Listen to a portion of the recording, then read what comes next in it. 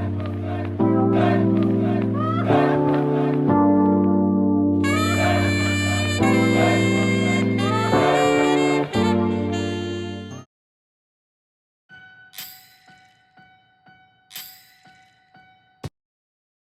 Queens and Kings, so happy Vlogmas Day 11.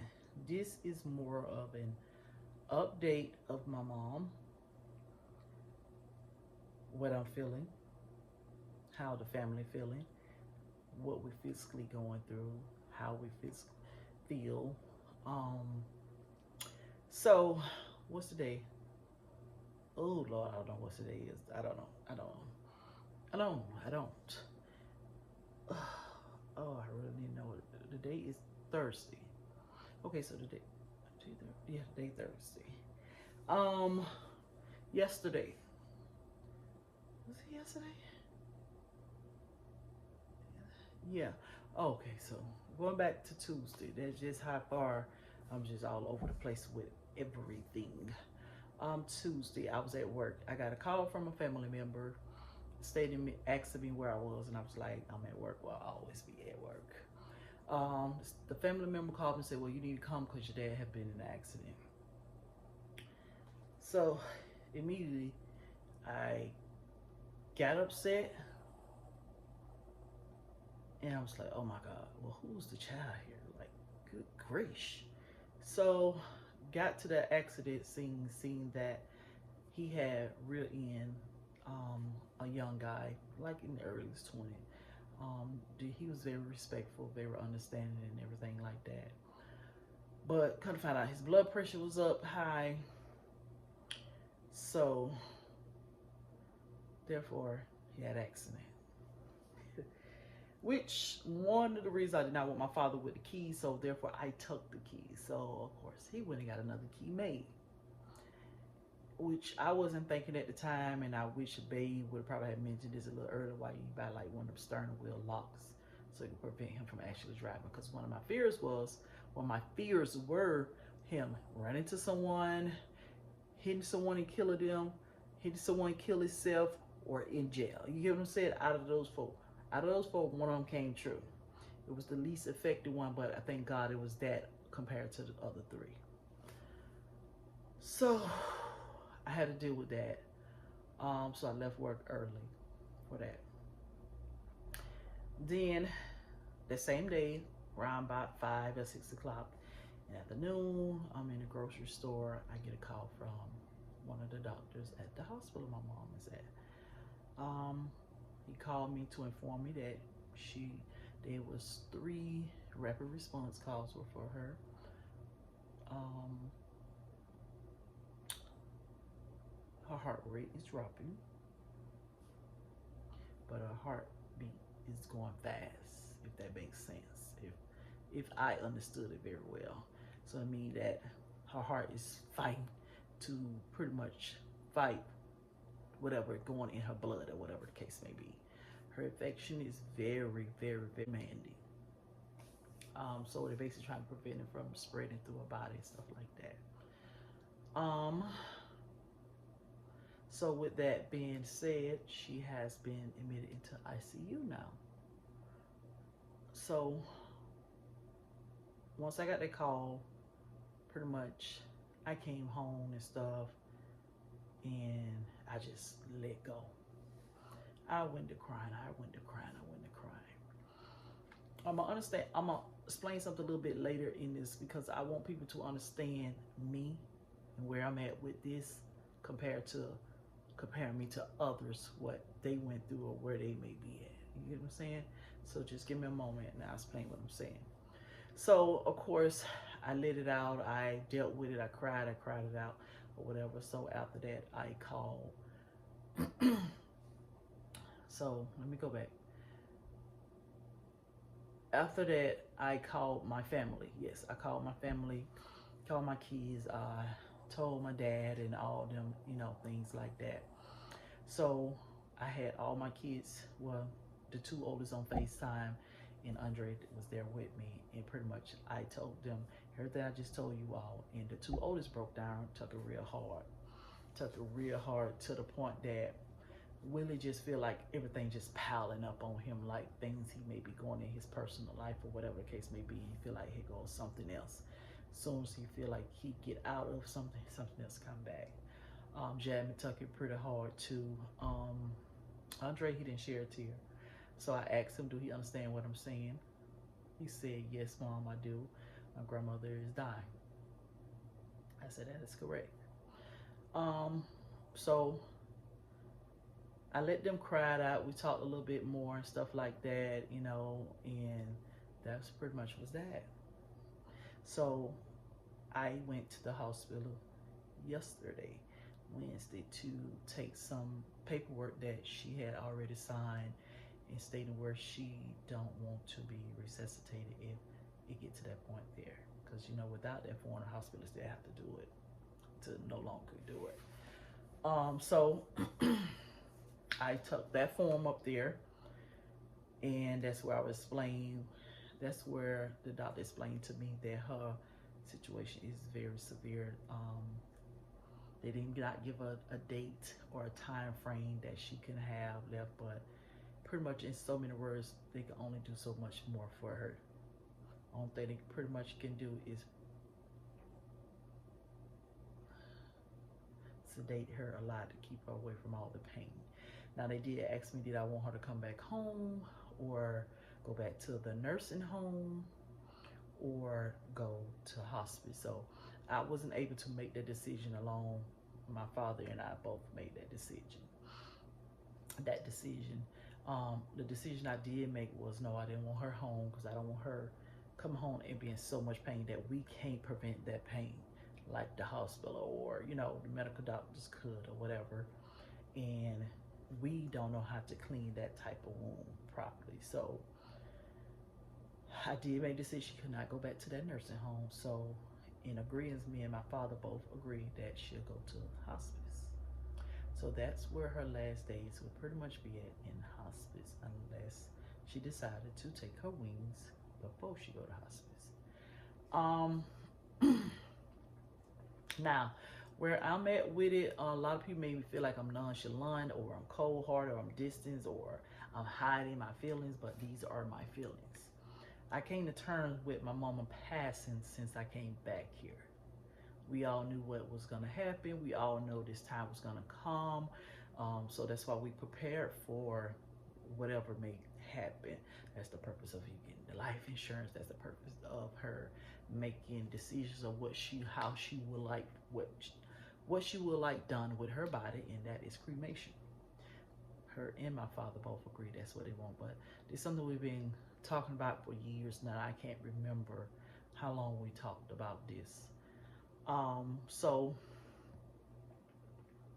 therefore, that's pretty much what will happen. Now, we as a family is okay. We taking it okay. I don't know exactly what it's mentally doing to my kids, but for me, I'm at peace. I'm okay with it. The only part that actually bothers me is basically still seeing her laying there with tubes and things in her, and everyone's still coming talking over her, and she's still in pain. Dialysis treatment is not taken as well, you know, as good as it should be, because her body is not that strong anymore, and her heart is trying to fight as hard as it could, you know. So basically she laying there being something that she did not want to be, which is the reason why she had the form of do not resuscitate her, and that I'm okay with. I'm okay with that, as in, don't let her be. I just want her to go ahead and be free. I do, but still haven't got any contact with my brother yet or heard anything, or I'm still trying to find ways that I could get some type of contact with him. So hopefully I still have time to tell him before she do transition on. Now, I don't had people reaching out to me doing all of, you okay? Call me if you need me. I'm here for you. I don't. That's not me being harsh. That's the honest truth. I don't. If I need you, I will call you. Um, if I need to ask a question or I need to cry on your shoulder or vent or whatever the case may be, I would do it. I'm just sick and tired of people won't let you express the way how you feel, and it's truly how I feel, as in I'm okay with my mother passing on. Like I said, I'm not okay with her laying there suffering. That's the only part that triggers me. Because, like I said, also, we have talked about these things. We know this time was coming. I knew this time was coming when the Lord made a way for me to come back here, and I seen the situation with my mom. The doctor appointments, the pills, the pain, the suffering, the hospital. Like, my mom been in and out of the hospital since I've been back. We've been back a whole year. In and out, in and out, in and out. When she was diagnosed with kidney failure, we knew what the process could be. If she don't do the necessary work, as in lose some weight so you could get on the list of getting a kidney. And like I told my babe, my mom's exact words were, we all got to go someday. So with that being said, that's why I say I'm okay. We accept a lot of things for what it is. We dealt with it. I dealt with it. I cried about it. I'm not angry. I'm not upset or anything that eventually she's going to transition. I don't know, it's going to be this year or it's going to be next year. I don't know. But I know I'm okay. I'm mentally okay. Like, mentally okay. Maybe I may not be mentally okay when she physically not here anymore, that I can't physically touch her anymore. But I'm thankful for the moments we had together, the time, the laughters. I have videos and things like that with her in it, or hear her voice and this. So I'm thankful for that, because me as a daughter, I know I did my part. I know I did my part, as in being there for my parents. So I think that's probably why it not hitting me, or I don't have the emotions as people may think I should have at this point here, as in I can't breathe, or mama, no, what I'm gonna do without you, this, that, and the third. I don't have those emotions. And I don't know what to tell anyone. When people call or text, I know you're okay right now. Uh, you say you're okay, but you ain't okay.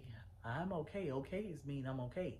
Stop trying to make me feel something that I don't feel. Like, that's the problem with people. Don't respect people's boundaries. Don't respect people's wishes. And that's something I'm gonna do for both of my parents if I am here for whenever either one decided to go. Cause still today it's still not over. I may go before my mom. You know what I'm saying? So just respect how people feel. Respect their boundaries. Respect how they grieve or what they physically going through. Like, just respect. So that's how I feel about it. And I want to say thank you guys so much for actually praying and sticking around, being here, sending prayers for my family, telling me all story, what you actually going through or have gone through. You may be in the same situation where I'm at right now, you know. And I didn't understand it when I got the call and said that my mom was going to be rushed to the hospital. Like, I heard the doctor and the nurse, whoever it was, but I didn't hear. But it wasn't like an emotion came behind it. It was like, okay, which hospital you say she's going to be in? Why? It was so. That's like I told you guys the other day in the video. I was very numb. Like, there was nothing, like, cause I feel like I'm at peace with it. Well, I know I'm at peace with it. And once I was telling a coworker about it, she was like, "Yeah, that's more so because you know you did what you can do for your mom. You know you was there, and that's nothing that I have to scratch. That have been seen from all ends. Maybe it probably is something different if my brother was here, wasn't incarcerated, but it always been me. Always been that big sister. Always been that big girl. You know, that just the strong, independent side of me, like that act of service type person, like that. It have always been me. But I just want people to respect it when I say I'm okay. Stop trying to make me feel something that you felt when you grieve for someone, or I should grieve that same way, or you know, no, no. But that's the update. She's not in hospice just yet, but she will be there pretty soon.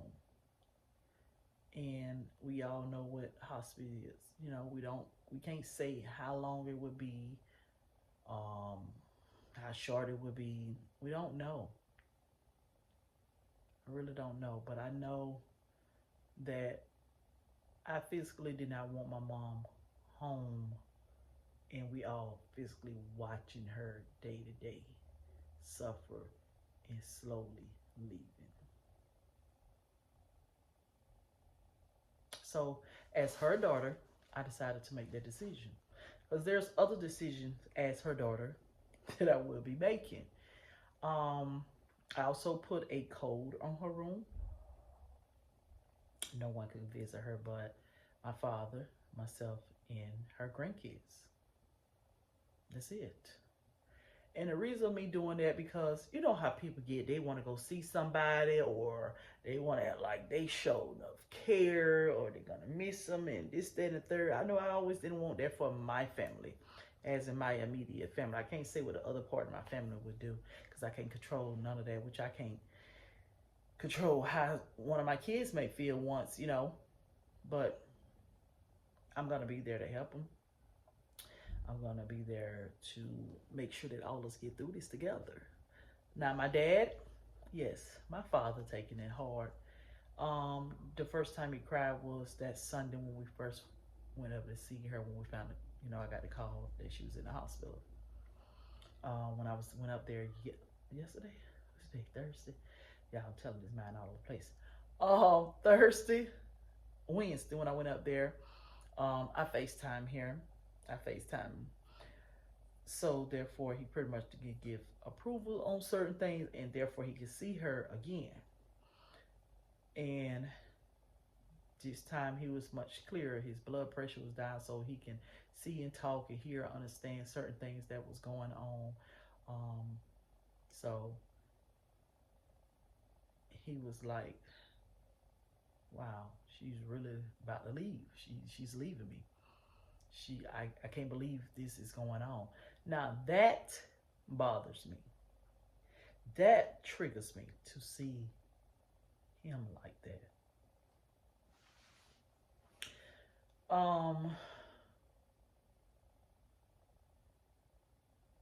There's a lot of talk as well as because my mom and dad was very close. You see one, you see the other one. They've been together for a long time, and these are my parents. I say that because you know a lot of days you don't see that now. Mother and father still together, and when I tell people that, they're like, "Wow, you're lucky, you're blessed." Phone trying to go dead. But because my dad don't show a lot of emotion, my dad don't cry. My dad, like, when I thought my father was gonna cry, was when his twin brother passed. My father is a twin. If you guys did not know that, he didn't show no emotion. A lot of people thought he was gonna have it because they was always together. Um, and if I'm not mistaken, I think my dad the oldest by a couple minutes or so. But I thought that's when he was gonna pretty much lose his rocks. Cool as a cucumber. Now, at this point, if my mama do goes before him, because I say that because the accident that he was in it was a possibility he could have went before her. Like, we never know the time and place and things like that. But that's when I may lose it. If I have to watch him cry. Because honestly, that's all he knows. That's how he functioned. Now some say since they were so close and this, that, and third, that he say he gonna go right behind her. Who are you to judge to say that? That's a possibility, could. Because he may go because of a broken heart. I don't know. I don't know. But I just know that part bothers me. And that man could get up under my skin like nobody else could get up under my skin. You hear me? But to see him when he's vulnerable, he's weak, he's not sure of anything, that's what bothers me. Not that me knowing that she physically about to leave this earth. It don't bother me because I made peace with that.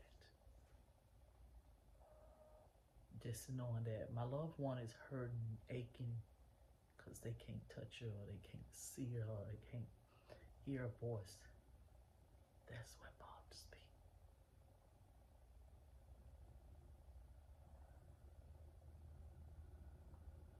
So,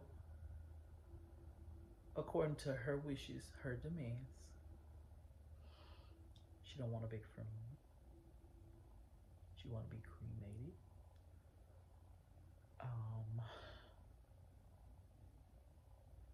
No viewing of her body, which that wasn't gonna happen anyway if she didn't want it.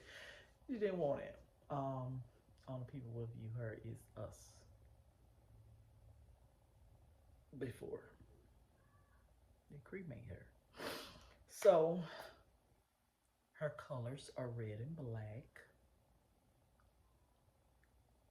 I know this may sound funny to you all because I'm sharing this with you all, but this is pretty much my diary of this situation. My diary of this event in my life. My diary of this emotional time in my life. I haven't been to work since Tuesday. Honestly, I had text my supervisor this morning, was like, no, I ain't gonna be able to come in. I'm tired, I ain't get too much sleep. The hospital calling. So, a little more update.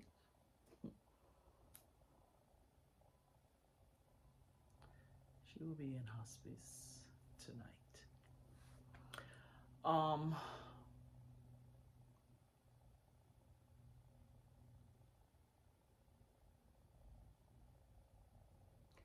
Her body no longer can tolerate the dialysis, so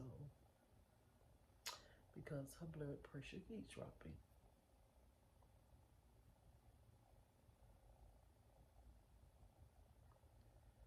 So of course, before I got back on here, I called my family and told them about it. So the good thing about this location, my dad, he could go spend the night with her. He could be there however long he want to be there. So that's a good thing. I probably have to drop him off like on my days off early mornings and come back pick him up like the next day I have off early mornings or something. I don't know how he want to do it, depending on how he wants to do it. So, and that's pretty much the update, y'all. I don't know what I was saying before they called or whatever, but oh, excuse me, that's where I'm at with it. So, my mom put up a good fight. She has been dealing with this for about, how old Andre? 8 years. 8 years. Because I remember when she first was diagnosed with it. I was living in Orlando. Of course, I was married to Andre's father, and I was pregnant. And her sugar dropped real low. We didn't know what her sugar dropped low for. My daughter, one of the kids said, "Mom, yeah, it was Jasmine," because Jasmine was the one who stayed on her hip at this point now.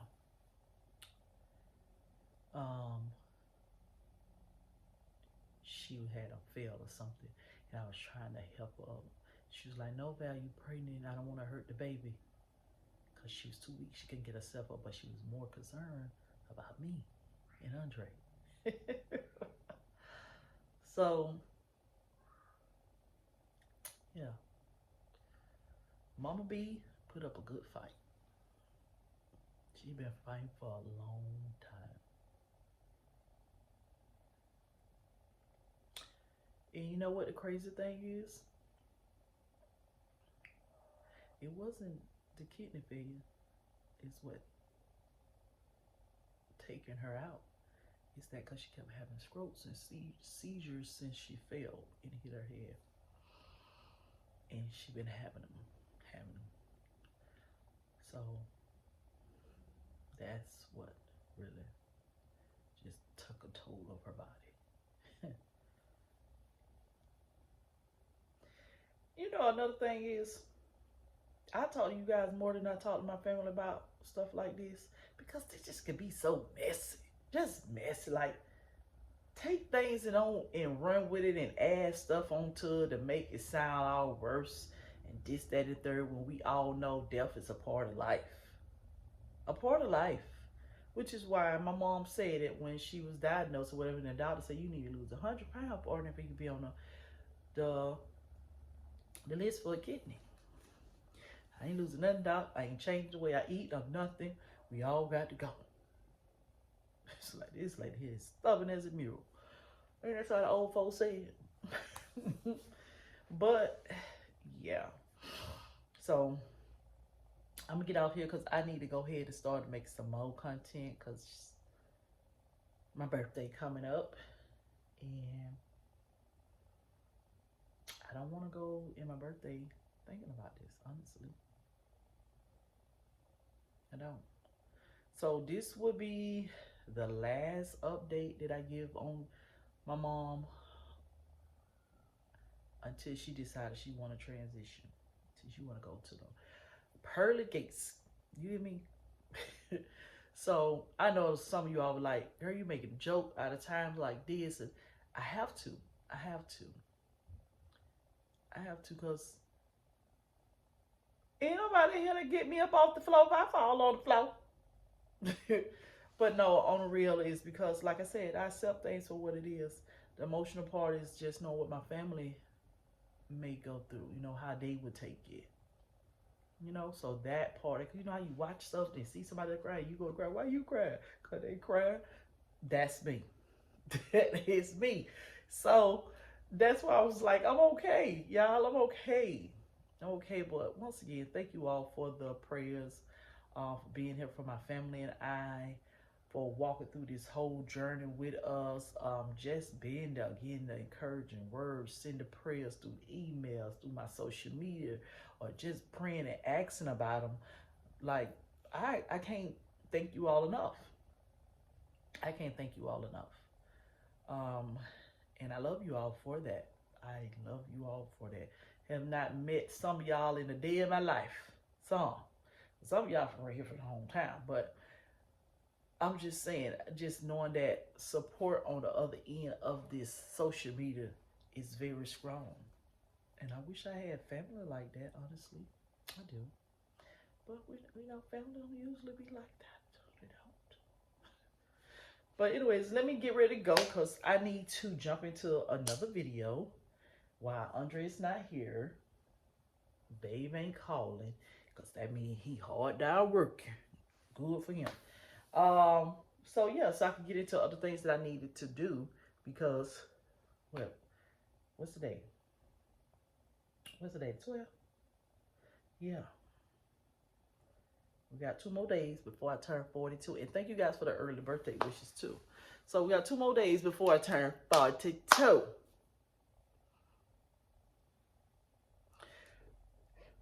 Oh, excuse me. But anyways, remember to stay royal. Your crown may tilt, but it damn sure won't fall, queens again. Bye-bye. The gang is here, y'all. Gang, gang, gang, gang, gang, gang, gang, gang, gang. My face look a little cricket. Oh, Jesus Christ. Where y'all headed to? We're gonna go ahead to Auntie's house. What they say? Yeah, you know how folks be like to sit out early and stuff. Don't act like that. Supposed to be coming out tonight. Y'all mama is fun. Oh my goodness, it's y'all. Like, Andre, what your mama is? Is somebody ask you? Beautiful and fine. Yeah, He said, yeah. I think. Yeah, beautiful and fine. He said, I'm beautiful and fine. He said, I think. He supposed to say fly. He said, I think. Don't. Oh, wow. Look, he got her. I'm not jealous. Yeah, she a little jealous. She act like that from time to time. I don't know why. Ooh. That's a big girl. Oh no, we don't have those in Orlando. Oh God. We don't have those in Orlando. No. I'm not. Let's get this picture when you go, man. Oh, we got it. Now get all of them. Come on, let's get in the picture. What happened? You know Grandma don't like pictures. That's all right. I like anyway. She ain't got to like that for a picture. Don't see my baby. Everybody gotta get in the picture. Go right in there. Come over now. For real, like she's standing over there like she's I scared. don't know what you Mama, you didn't get in the front because you short. Grandma called me. I'm trying to. Dad, you come on this side, so because they okay. Yeah, there you go. Grandma is not barely the picture, or you can see her. For real, why she hiding back there? I don't know, because she don't want to be in the picture. I think she's some kind of demon or something. Oh, you taking it? Yeah, I'm taking. That's why I'm hitting this button here because I'm taking pictures. Yeah, I'm trying to get everybody in the picture. You gotta come up in what the willing, the part of the day. Okay, this I can get everybody in the picture. Please get one. That's up. Please get one. This is hilarious because y'all been recording all at the same time. We got a family picture. Oh my goodness. That was family enough. Boy, you see them cakes back there? Mom, we did not.